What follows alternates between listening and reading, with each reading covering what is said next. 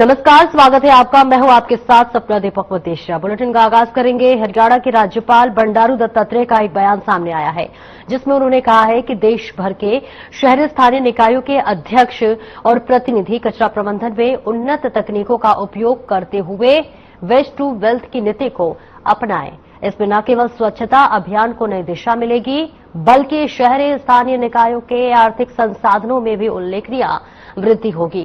राज्यपाल दत्तात्रेय मानेसर गुरुग्राम में शहरी स्थानीय निकायों के अध्यक्षों के राष्ट्रीय सम्मेलन के समापन समारोह को संबोधित कर रहे थे।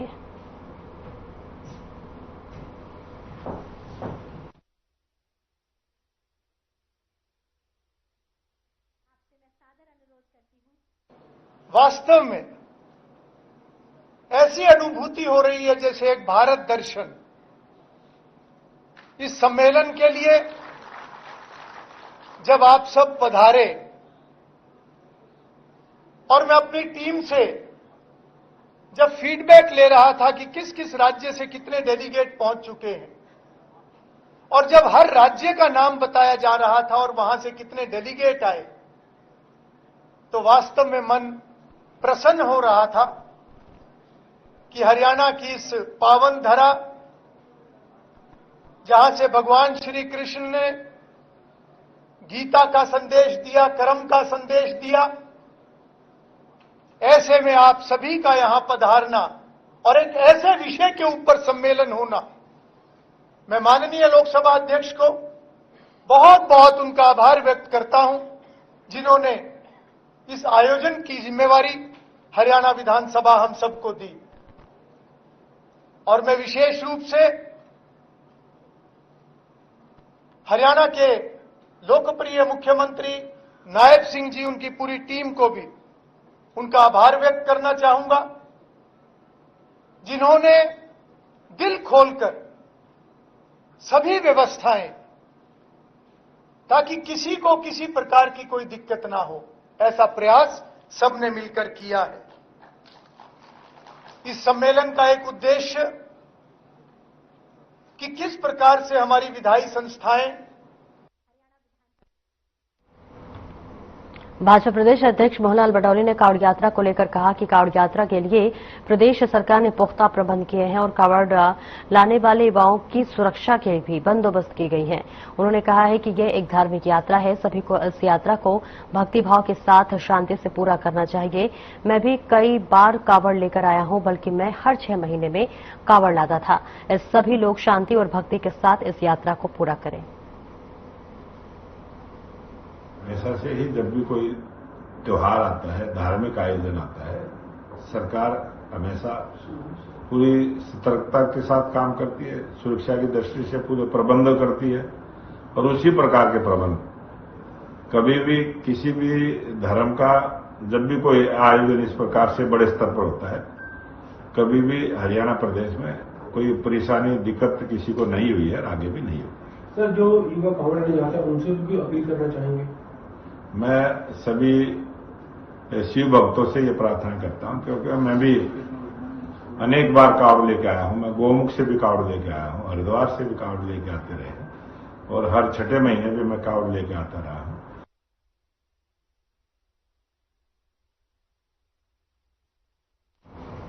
राष्ट्रीय मुक्केबाजी प्रतियोगिता में हिसार के अंतर्राष्ट्रीय बॉक्सर स्वीटी बोरा ने 75 से 80 किलोग्राम भार वर्ग में गोल्ड मेडल जीतकर न केवल खेल में वापसी की है, बल्कि घरेलू हिंसा के खिलाफ लड़ने वाली बेटियों को प्रेरणा भी दी है।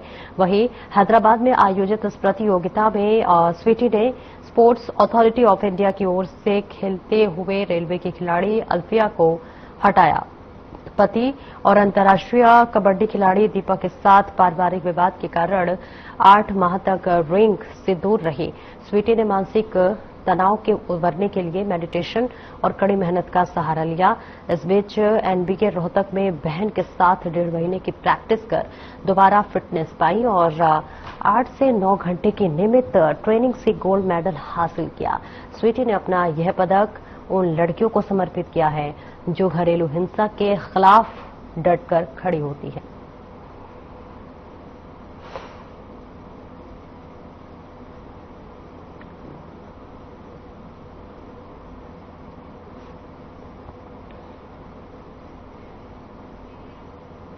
जुलाना क्षेत्र में पुलिस ने अवैध पिस्तौल मामले में 2 आरोपियों को गिरफ्तार किया है। पुलिस को सूचना मिली थी कि लजबाना कला गांव के नजदीक नेशनल हाईवे 152D के पुल के नीचे एक युवक खड़ा हुआ है, जिसके पास अवैध असलहा हो सकता है।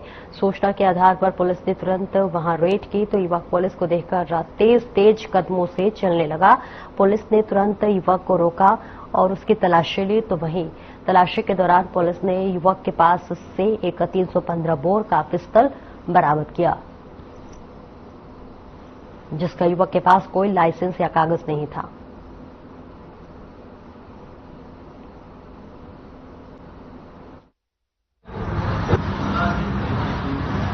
द्वारा अवैध पिस्तौल सहित अमित वासी लजवाना को गिरफ्तार किया। उससे पूछताछ में उसने पिस्तौल को टिंकू जमोला से खरीद करने के बारे बयान किया था, जो आज सुबह टिंकू को भी गिरफ्तार करके दोनों को पेश अदालत की अदालत के जेल में बंद करवाया गया है।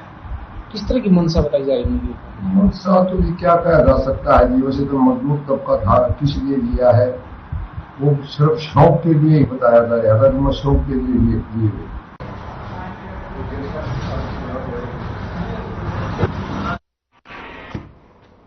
आगे बढ़ेंगे जहां इंद्री हल्के के गांव शेखपुरा के पास पश्चिमी यमुना नहर में 13 वर्षीय लड़की की शव मिलने से सनसनी फैल गई।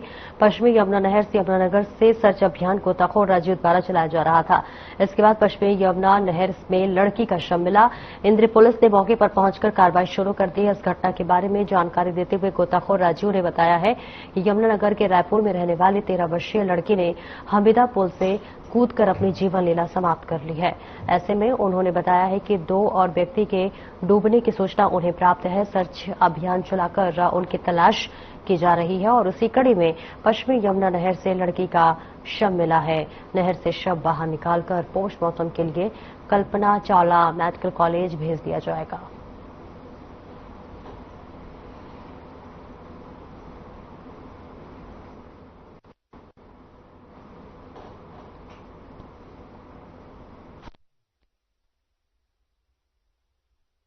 यहाँ से गिरी हुई थी, सहारनपुर वाले पुल से गिरी हुई थी यमुनानगर से। ठीक है, ये लड़की हमने निकाल दिया, बीचों बीच चल रही थी, निकाल के फैमिली को फोन कर दिया और 112 को बुला लिया था और इंद्री थाने से एसएचओ ने अपने मुलाजिम भेज दिए हैं। ठीक है, ये फैमिली को डेड बॉडी अब करवाएंगे। कहाँ की रहने वाली है? ये रायपुर रहने का है। उम्र कितनी? उम्र इसकी 13 साल है। शनाख्त हो चुकी है। और भी कोई डूबने की सूचना आपके पास? अब मेरे पास 3-4 डेड बॉडियों की सूचना है इस टाइम। ठीक है, हम उसी को ढूंढ रहे हैं। ठीक है, उसके बाद ये डेड बॉडी हमारे को मिली थी लड़की की 13 साल की। 112 को एकदम सूचना करी, 112 5 मिनट में पहुंच गई थी और जैसे इंद्री के एसएचओ होते, मैं इनसे पहले उन्हें फोन करा, बेचारे उन्होंने पूरी हेल्प करी हमारी। सूचना मिली थी कि एक नहर में डेड बॉडी है जिसकी आयु 13-14 साल है, लड़की है। इसके बारे में हमारे पास केस आया था पंचकुला से, जिसके बारे में हमने एसएचओ साहब पीएस इंद्री को सूचित कर दिया फोन द्वारा। आइयो मौके पे आने लग रहा है, अगली कार्रवाई हुई। कितनी पुरानी लग रही है पूरी देखने से? ये मौके पे एक गोताखोर है जिनको पहले ही पता है और इसके फैमिली के बारे में पता है। ये 2-3 दिन पुरानी बता रहे हैं।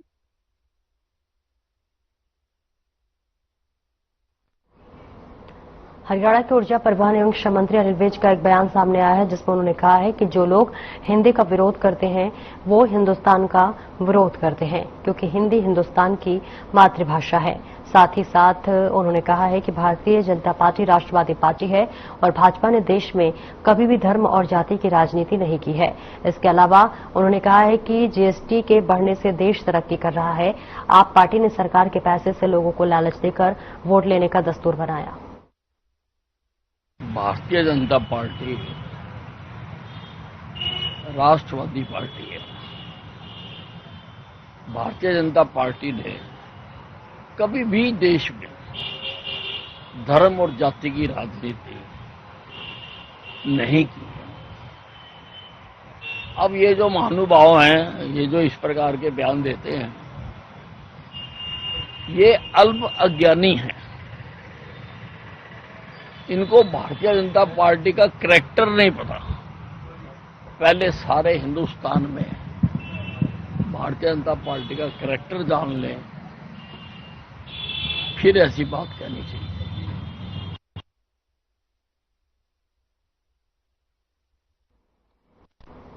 हरियाणा के ऊर्जा परिवहन एवं श्रम मंत्री अनिल विज ने कहा है कि कावड़ यात्रा के संबंध में हमारी सरकार ने पूरा ध्यान रखा हुआ है और इसके लिए पुलिस इत्यादि का प्रबंध किया गया है ताकि कावड़ जो है वो सकुशल अपने गंतव्य तक पहुंचे। उन्होंने कहा कि लोग काफी श्रद्धा भावना के साथ कावड़ यात्रा में शामिल होते हैं क्योंकि ये हमारी धार्मिक प्रक्रियाओं का साधन है और लोगों की आस्था भी है। उन्होंने कहा कि हिंदुस्तान भावना प्रधान देश है और इसमें लोगों की भावना है।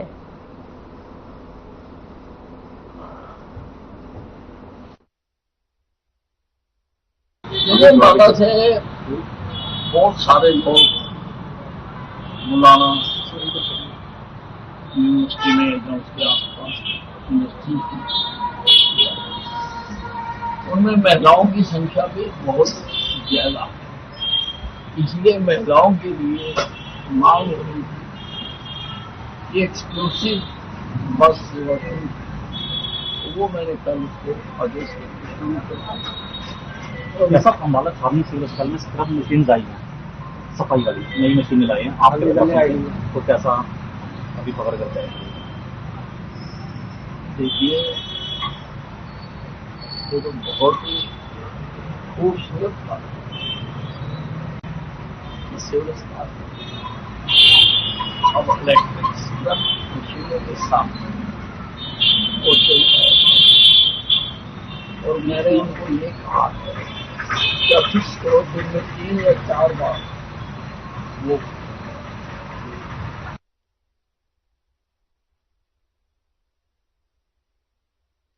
यमुनानगर में कल देर शाम हरनौल गांव में पुलिस और बदमाशों के बीच मुठभेड़ में पुलिस ने 4 बदमाशों को गन्ने के खेत से पकड़ा जबकि 3 फरार हो गए और ऐसे में डीएसपी राजेश कुमार ने खुलासा किया है कि पकड़ा गया एक गैंगस्टर उत्तर प्रदेश के सक्रिय बाबा गैंग से जुड़ा हुआ है जिस पर 14 मुकदमे दर्ज है और उसमें से एक देसी पिस्टल और जिंदा कारतूस बरामद किए गए हैं जबकि मास्टरमाइंड यमुनानगर का ही रहने वाला है जिसके इशारे पर वह एक बड़ी वारदात को अंजाम देने वाले थे।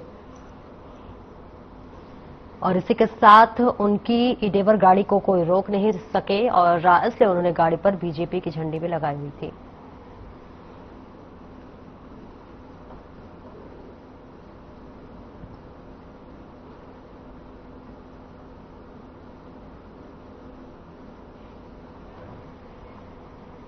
Commission for air quality new Delhi की तरफ से दिशा निर्देश के बाद 1 नवंबर से फरीदाबाद में भी 10 साल पुराने वाहन को डीजल और पेट्रोल नहीं मिलेगा। जी हां, यदि इसके बाद भी सड़कों पर दिखे तो उचित कार्रवाई होगी और ऐसे में आरटीओ विभाग ने लगभग 5 लाख वाहनों को चिन्हित किया है। आपको बताते चले कि जो 1 नवंबर से नहीं दिखेंगे फरीदाबाद की सड़कों पर, जिसमें सरकारी और गैर सरकारी दोनों शामिल है।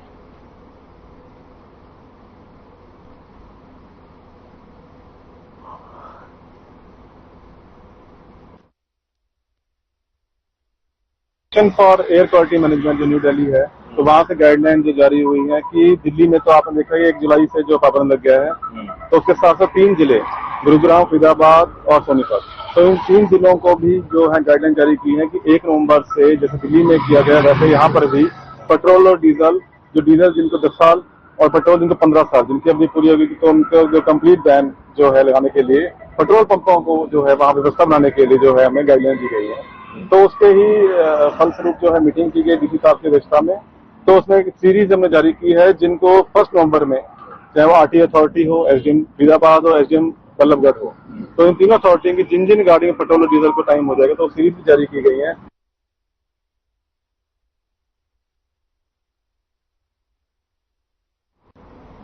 गांव करोड़ा के नैतिक बनवाला गवर्नमेंट गर्ल्स स्कूल की 15 साल की छात्रा है। उसने रोहतक में हुई राष्ट्रीय मुक्केबाजी चैंपियनशिप में गोल्ड मेडल जीता है और इससे पहले दुबई में भी उसने एशियन चैंपियनशिप में गोल्ड जीता था।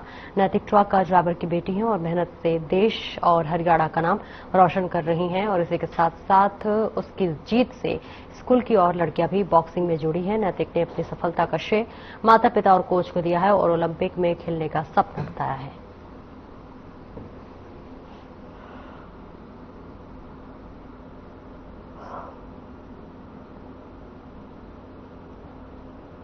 सर, मेरा नाम डॉक्टर राजेश नैन।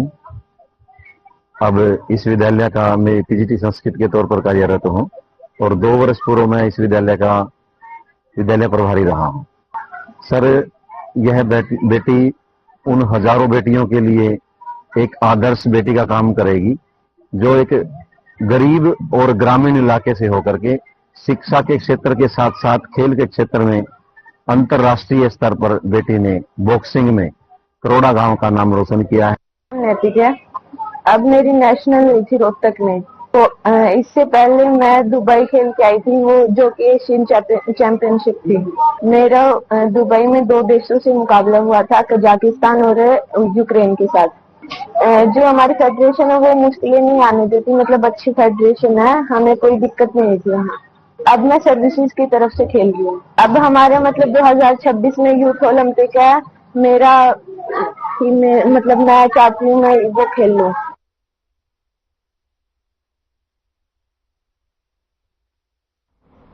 हरियाणा के कृषि एवं किसान कल्याण मंत्री श्याम सिंह राणा का एक बयान सामने आया है, जिसमें उन्होंने कहा है कि प्राकृतिक खेती समय की मांग है और इस खेती को बढ़ावा देने में हरियाणा ने पहल कर दी है।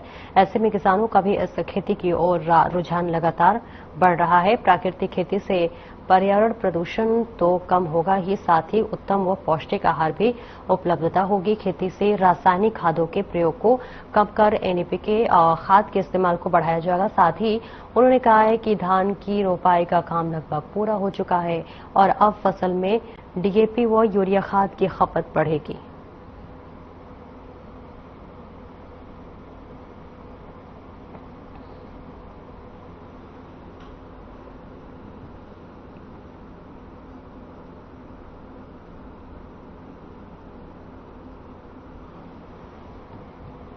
हरियाणा के पूर्व शहरी स्थानीय निकाय राज्य मंत्री सुभाष सुधा ने कहा है कि कुरुक्षेत्र के पौराणिक इतिहास को जिंदा रखने के लिए पूर्व प्रधानमंत्री भारत रत्न स्वर्गीय गुलजार लाल नंदा के योगदान को कभी भुलाया नहीं जा सकता। इस महान व्यक्तित्व ने कुरुक्षेत्र का विकास करना ही अपना लक्ष्य बनाया। इस लक्ष्य को ध्यान में रखते हुए कुरुक्षेत्र और 48 कोस के तीर्थों का जो है विकास करने के लिए कुरुक्षेत्र विकास बोर्ड की स्थापना की गई थी। अब इस बोर्ड के माध्यम से प्रदेश सरकार 48 कोस के तीर्थों का जीर्णोद्धार रही है और इन तीनों तीर्थों के लिए कई करोड़ रुपए का बजट भी खर्च किया गया है।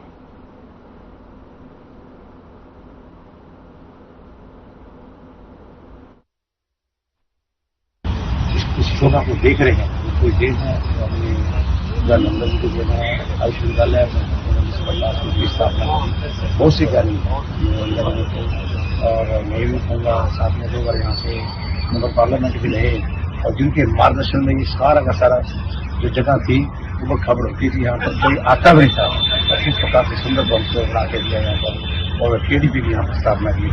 आज जो केडीपी अग्रसर कार्य कर रही है,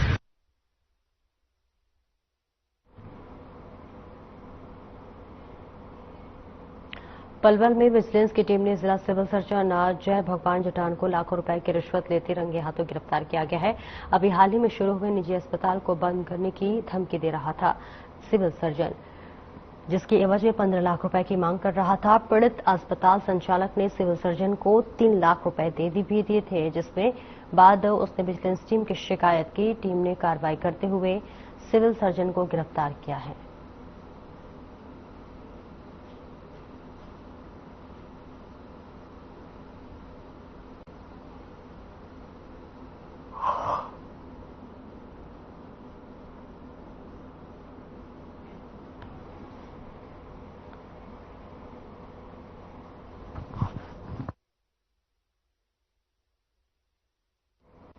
जुलाना में एक रोडवेज बस में अचानक आग लग गई और आग लगने की सूचना पाकर फायर ब्रिगेड के कर्मचारी मौके पर पहुंचे और आग पर काबू पाया गया। इस बीच आपको बताते चले कि जींद डिपो की बस गुरुग्राम से जींद की ओर जा रही थी। जब बस जींद बाईपास के पास पहुंची तो खिड़की में खड़े यात्रियों ने चालक को धुआं उठने की सूचना, अचानक बस बंद हो गई। बस को जब स्टार्ट किया गया तो नहीं हो पाई। चालक ने सभी सवारियों को नीचे उतार दिया। बस में शॉर्ट सर्किट हो गया और नीचे खड़ी सवारियों ने बस के नीचे धुआं उठता देखा तो इसकी सूचना फायर ब्रिगेड को दी। सूचना पाकर फायर ब्रिगेड मौके पर पहुंची और आग पर काबू पाया। बस में लगभग 60 यात्री सवार थे। गनीमत रहे कि कोई बड़ा हादसा नहीं हो पाया।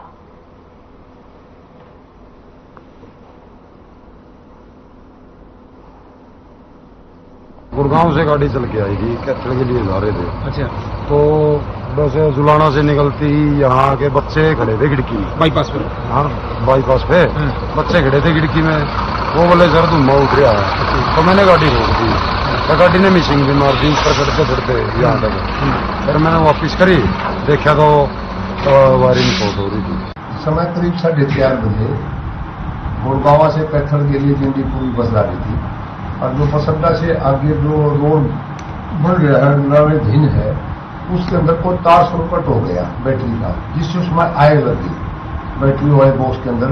जो ड्राइवर की सूझबूझ से उसने गाड़ी रोकने पर है ना, तो सभी सवारियों को नीचे उतार दिया। उसमें 50-55 सवारी तकरीबन बता रही थी।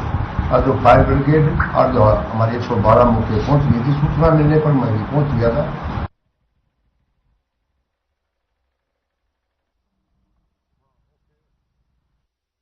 कुरुक्षेत्र उद्यान विभाग प्रदेश के रादौर में स्ट्रॉबेरी, नारायणगढ़ में लीची और हिसार में नए उत्कृष्ट फल केंद्र खोलेगा।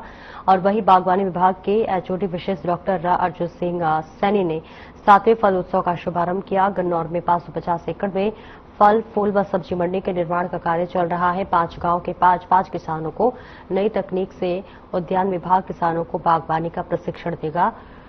इस मौके पर एचओडी विशेष डॉक्टर अर्जुन सैनी और महाराणा प्रताप बागवानी विश्वविद्यालय के कुलपति डॉक्टर एसके मल्होत्रा ने फल उत्सव में लगी प्रदर्शनी नर्सरी का अवलोकन किया।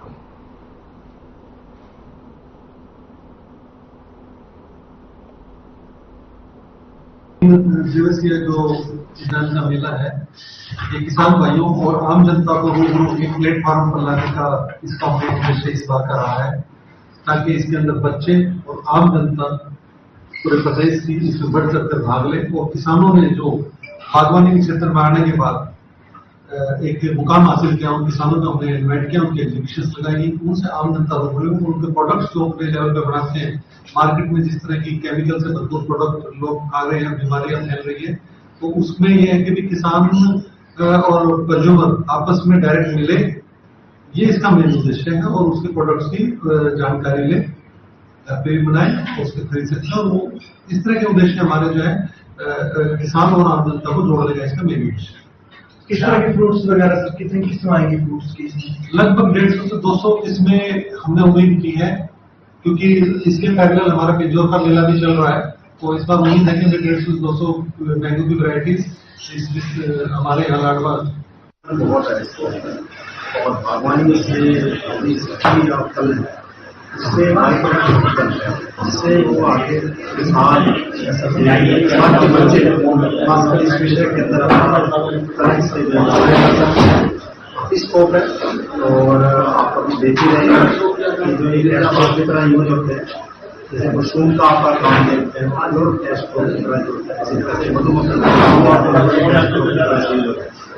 अपना ऐसे थोड़े जितने भी है जो बागवानी से संबंधित, चाहे वो आलू का हो, प्याज का हो, चाहे वो सेब का हो, चाहे आपका स्ट्रॉबेरी के हो, किमोस के हो, इसी तरह से गाजर के, इन सभी के यूज हमारे बनाए जाते हैं। जो नए नए आयाम जो आ रहे हैं, आप देख रहे हो बागवानी के विषय जो है अपने आप में आगे निकल के सामने आ रहा है और बागवानी की उपयोगिता बढ़ रही है। जब भी हम ये बात करते हैं, हम किसानों की आमदनी को कैसे बढ़ाएं, तो जो अधिक मूल्यवान फसलें हैं जिसमें बागवानी फसलें आती हैं, वो सामने निकल करके आती हैं। तो इन फसलों को बढ़ावा देने के लिए हर रूप से उस पर अनुसंधान कैसे हो, और शिक्षा के क्षेत्र में अच्छा से अच्छा मानव संसाधन बागवानी के क्षेत्र में बन करके तैयार होकर के आए, और जो शिक्षा के माध्यम से आएंगे और जो नई तकनीक यहाँ पर डेवलप होती है रिसर्च के माध्यम से, वो भी किसानों तक पहुंचे। तो ये 3 मुख्य बिंदु होते हैं जिन पर जो है यूनिवर्सिटी हमारी काम कर रही है। और जैसा कि अभी बातों से भी जैसे पता चल रहा है कि हमारे 3 मुख्य विषय होते हैं जब भी हम बागवानी के साथ में। फिलहाल इस बुलेटिन में इतना ही, और अब वक्त हो चला है हमारे खास कार्यक्रम डॉक्टर राकेश गुप्ता के साथ प्लस माइनस का। नमस्कार।